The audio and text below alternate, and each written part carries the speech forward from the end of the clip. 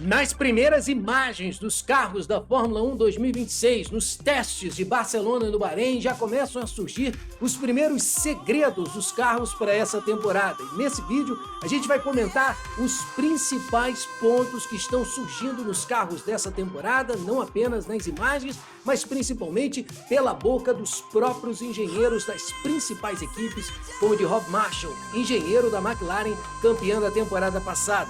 Esse é um vídeo para quem quer conhecer os principais mistérios e segredos dos carros dessa temporada. Bora para esse conteúdo do Fórmula Brum. Se você já é veterano aqui no canal, senta o dedo no like. Nesse vídeo você vai conhecer os mistérios, mas se você não conhece o canal ainda, fica comigo, porque o conteúdo é de primeira. Você vai conhecer aqui ao longo dessa temporada, além dos mistérios da técnica e da engenharia dos carros, as lives que a gente faz aqui antes das corridas, depois das etapas, comentando tudo, principalmente dessa ênfase técnica nos carros. E como não poderia ser diferente aqui no Fórmula Brum, a gente vai comentar sobre os principais segredos, aquilo que deve ser a tendência nos carros nessa temporada. Uma das coisas mais prováveis que a gente vai constatar nos carros é o retorno do rake alto para o aumento do downforce.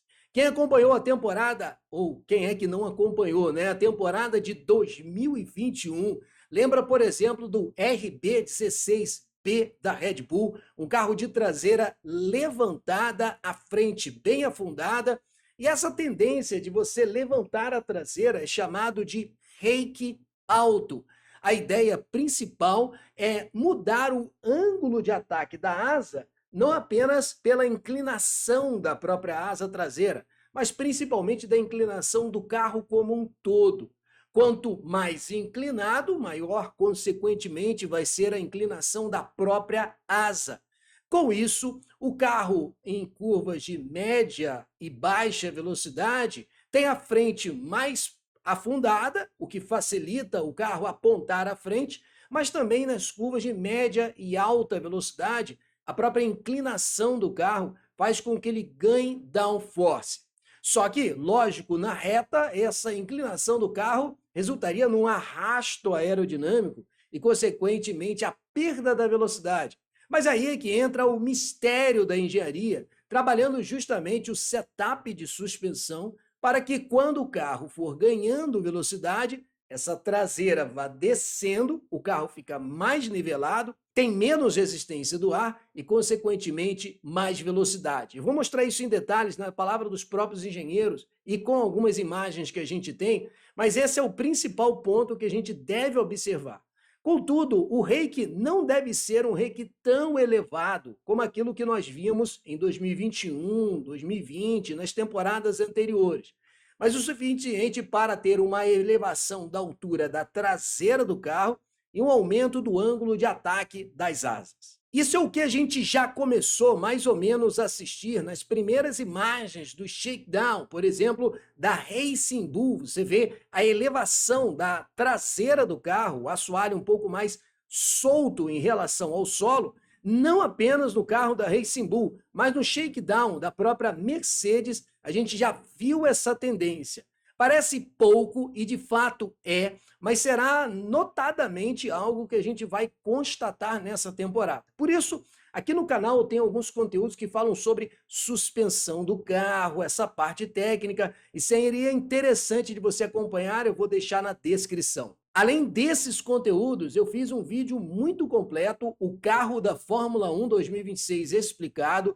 peguei todo o regulamento técnico, esportivo, falei de motores, falei do próprio chassi, vou deixar esse vídeo também na descrição, é um vídeo completo para você conhecer tudo do carro e entender as atualizações e tudo que vai acontecer nessa temporada. Além do rake alto, dessa elevação da traseira para mudar o ângulo de ataque da asa como um todo do carro, a gente vai ver também uma relação arrasto e carga aerodinâmica sendo muito comentado nessa temporada. Por isso aquele vídeo que eu falei bastante sobre o carro dessa temporada, ele prepara você para entender essa questão que com certeza vai ser um debate corrente ao longo desse regulamento, principalmente pelo equilíbrio entre o alívio do arrasto aerodinâmico em retas versus a carga aerodinâmica nas curvas.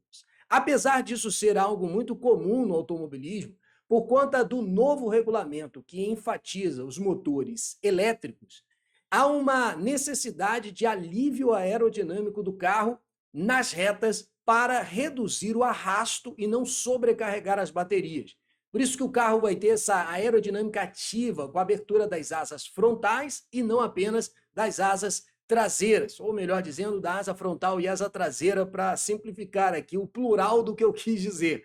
É lógico que a gente está acostumado com o DRS, mas isso vai ser um assunto muito comentado ao longo dessa temporada. Nas palavras do engenheiro Rob Marshall, designer-chefe da McLaren, o ângulo de inclinação da suspensão do carro vai depender muito do seu pacote aerodinâmico e de onde está o seu CLR máximo. Vamos entender o que é isso. CLR é a curva matemática da representação da força descendente gerada em diferentes condições, como a altura da suspensão. Complicou, não complicou? Vamos simplificar. O que ele está dizendo aqui é que o alívio do endurecimento da suspensão ele vai ter que ser muito trabalhado da seguinte forma: quanto mais o carro ganha velocidade, maior a pressão da carga aerodinâmica e, consequentemente, o carro tem a tendência a descer. Se a suspensão é muito enrijecida, essa tendência a descer vai ser menos vista. Por isso, eles têm que encontrar esse ajuste fino da suspensão, coadunando com a carga aerodinâmica, para que o carro ganhe pressão aerodinâmica nas curvas e, consequentemente, alívio do arrasto nas retas. Eu vou repetir que isso é algo que a gente sempre ouve falar no automobilismo como um todo, mas principalmente nesse regulamento, onde a carga aerodinâmica nas curvas será reduzida, você também vai ter a necessidade de trabalhar outros coeficientes para ganhar nessa temporada.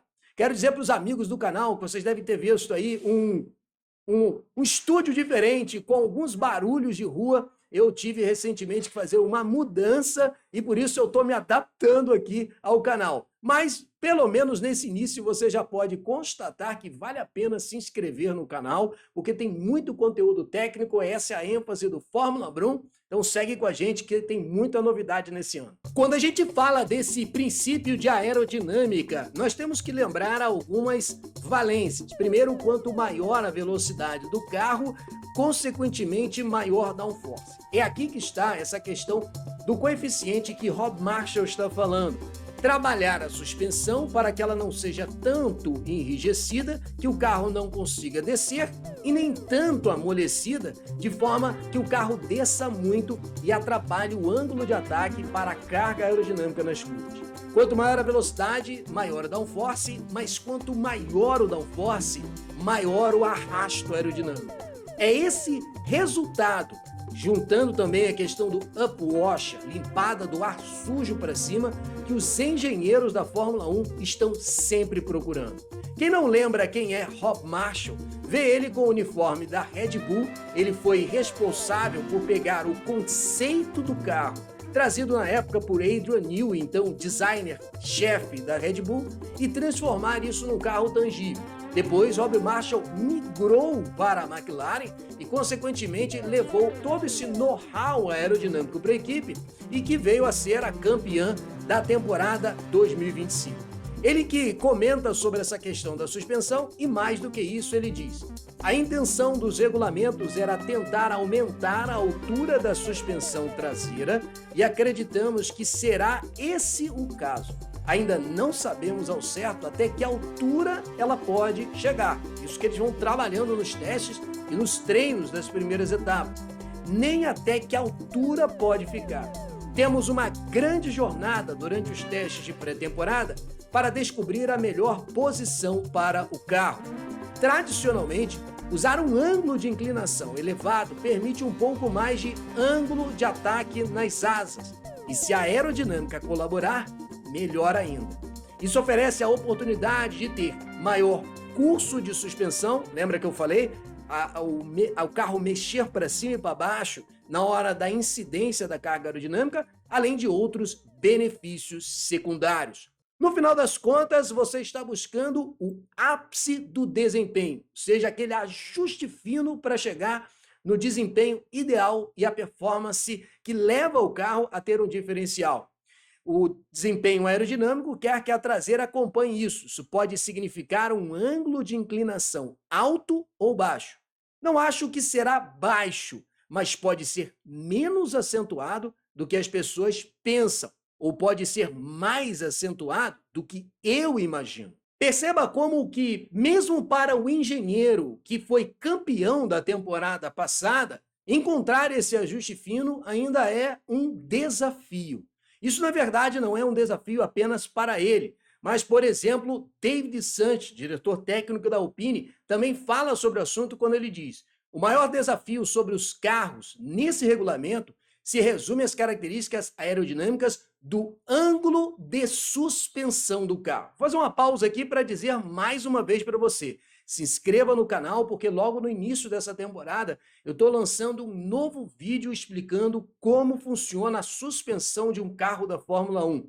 Por isso, ao longo dessa temporada, você vai ouvir falar muito sobre esses ajustes de suspensão ao longo desse regulamento. Portanto, se inscreve no canal para você conhecer mais desses conteúdos. E para quem quer aprofundamento, seja membro do Fórmula Brum. Por apenas R$ 5,00 você pode ter acesso a conteúdos exclusivos, onde eu me aprofundo muito mais, um conteúdo muito mais pesquisado, dá mais trabalho de produzir, e você tem acesso a esse conteúdo se tornando membro do canal. David Sanches ainda diz: não estamos mais lidando com o carro que tem um ponto de inflexão aerodinâmico muito estreito, que era o caso dos carros da geração efeito solo. A gente lembra, nas temporadas de 2022 a 2025, o quanto nós tivemos trabalho aqui no canal explicando que milímetros de ajuste na altura do carro fazia toda a diferença para a geração do efeito solo.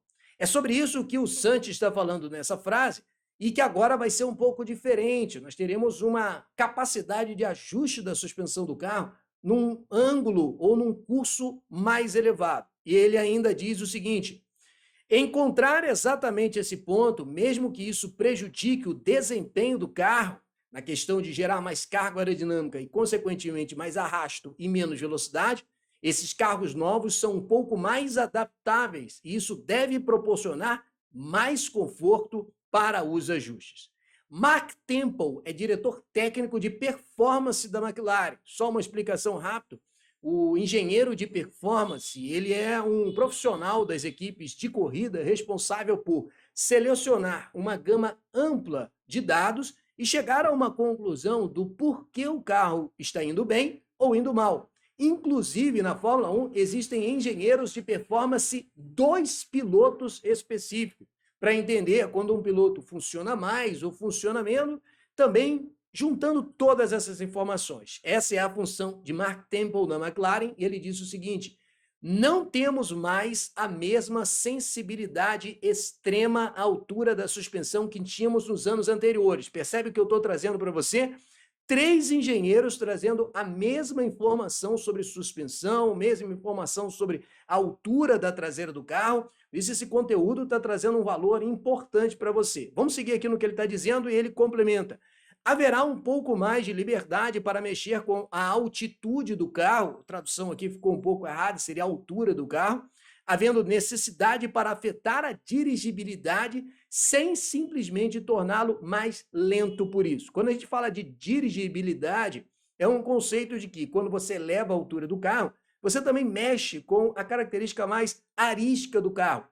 O carro entra mais de frente, sai mais de traseira, você mexe com um pouco mais essa característica, que é o que a Red Bull fazia com o famoso RB16B da temporada 2021, carro difícil de guiar, por isso sempre dito arisco, e isso mexe com o conforto do piloto na hora dessa dirigibilidade. Aqueles que conseguem segurar mais esse touro bravo acabam se tornando campeão, como o Max Verstappen, outros têm mais dificuldade, então a gente já está vendo um outro ingrediente voltando para a temporada de 2026.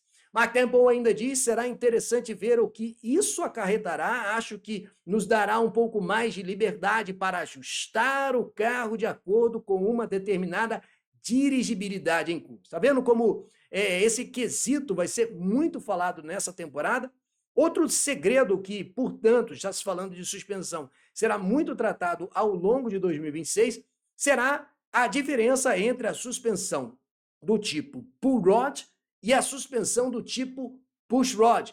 Cada tipo de sistema tem um impacto aerodinâmico diferente. Para te mostrar de forma rápida, mas eu repito, tem conteúdo na descrição e no canal explicando mais profundamente sobre a suspensão de um Fórmula 1. A diferença entre push rod e pull rod é como o braço de suspensão trabalha. No caso, o pull rod, ele pega na parte baixo do chassi e na parte alta da manga de eixo, enquanto a push rod na parte baixa da manga de eixo, na parte alta do chassi. Isso tem implicações no fluxo aerodinâmico, principalmente na temporada de 2022 a 25, na geração efeito solo. Nós vimos muitas equipes utilizando muito mais o tipo de suspensão pull rod. Foi o tipo de suspensão que a Red Bull utilizou, que a McLaren utilizou e que teve melhor ganho, porque o fluxo aerodinâmico ia justamente para debaixo dos sidepods, o que tinha um ganho para a geração do Vortex, que vedava a zona de baixa pressão do efeito solo. Já outras equipes utilizaram o push rod sem muita eficácia, como foi o caso da própria Ferrari e da Mercedes também. Já nas últimas temporadas, ou melhor dizendo, na última temporada do efeito solo, a Ferrari tentou mudar para pull rod, mas já tinha se passado muitas temporadas de desenvolvimento da Red Bull, da própria McLaren, então a Ferrari acabou chegando um pouco atrasada quando se trata desse quesito. Algumas vantagens e desvantagens rápidas aqui. Quando a gente fala de push rod, o braço de suspensão, ele fornece a possibilidade do centro de gravidade ser mais alto na frente, o que nem sempre é tão bom, mas ele também permite um acesso mais fácil para setup imediato ao longo do treino.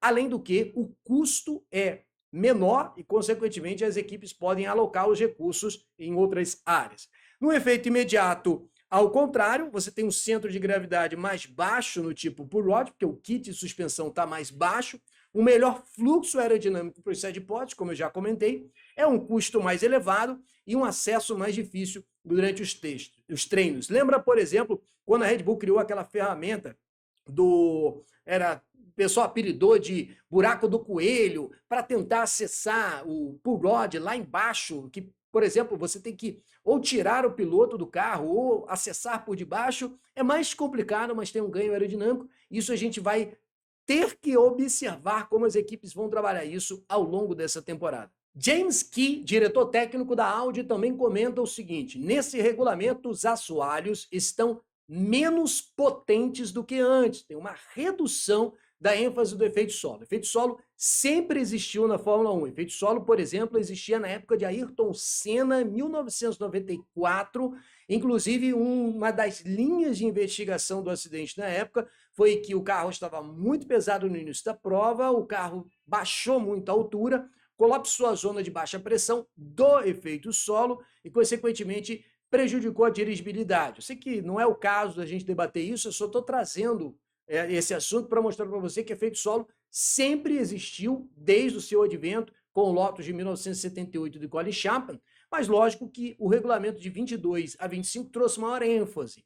O regulamento de 26, ele reduz a ênfase. O efeito solo terá uma geração de 30% agora para a carga de carga aerodinâmica do carro, o que era antigamente 75% na temporada anterior. E ele complementa, na verdade, a asa traseira, preste atenção nesse detalhe, que muita gente vai falar sobre isso ao longo da temporada, a asa traseira se torna um componente realmente poderoso nesses carros. Daí que entra a questão do reiki. É por isso que se fala do reiki, por causa da inclinação das asas, e por isso se fala de suspensão, porque reiki é autossuspensão. Estou repetindo aqui para gravar bem, porque vai ser isso nessa temporada.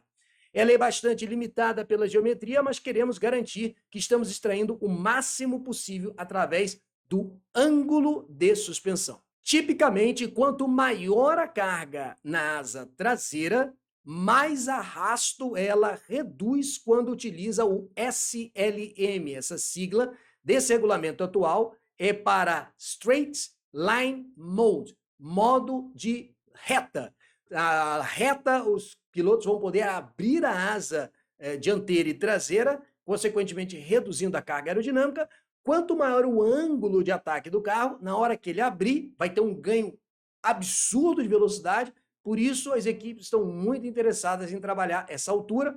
Ele complementa dizendo, portanto, é um item de desenvolvimento importante. Vamos estudar esse desenvolvimento conforme todos forem vendo o progresso de cada um e analisando outras geometrias e outros aspectos. Percebe que ele falou outras geometrias, outros aspectos? Ele está falando das geometrias de suspensão, push rod, pull rod, inclinações.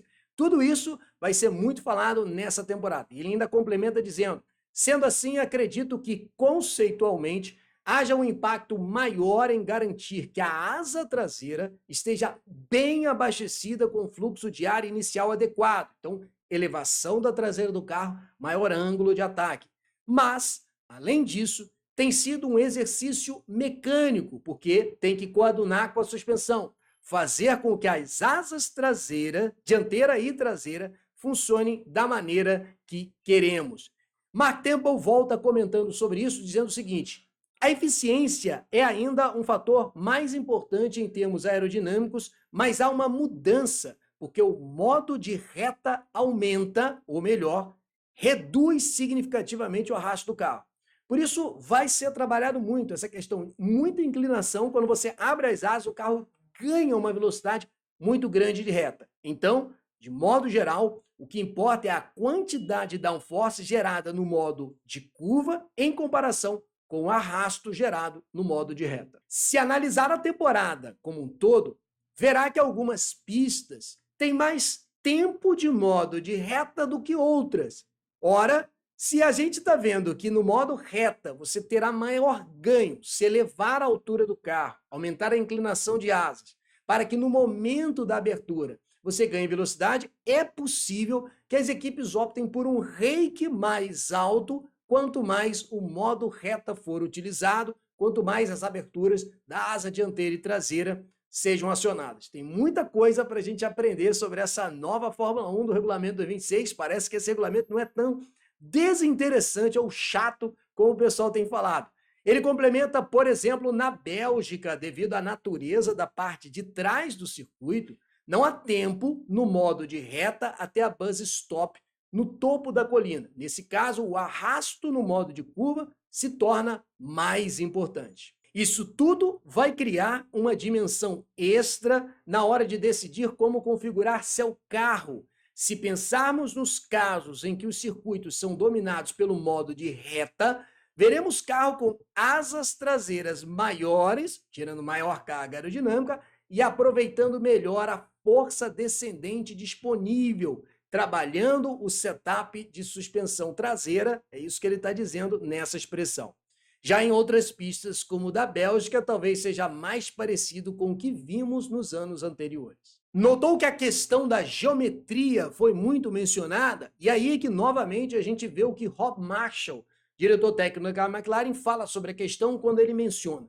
Vários carros tinham suspensão dianteira push rod no ano passado e nos anos anteriores. Na verdade, tudo se resume a uma escolha aerodinâmica. Percebeu como a gente está falando de um setup mecânico de suspensão que tem um efeito direto na aerodinâmica?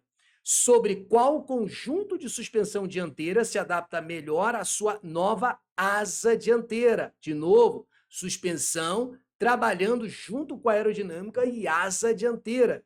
E, obviamente, as asas dianteiras são todas uma novidade extrema. A Fórmula 1 traz toda essa novidade, mas também a necessidade do gerenciamento de energia, dos modos de bateria, o que vai representar uma maior participação do piloto e também mais opções de estratégia. Eu falo mais sobre isso em vários conteúdos aqui no canal, em que eu explico sobre os motores da Fórmula 1, conteúdos que estão na descrição, mas até aqui acho que merece o seu like e a sua inscrição. Muito obrigado por assistir os conteúdos do Fórmula 1.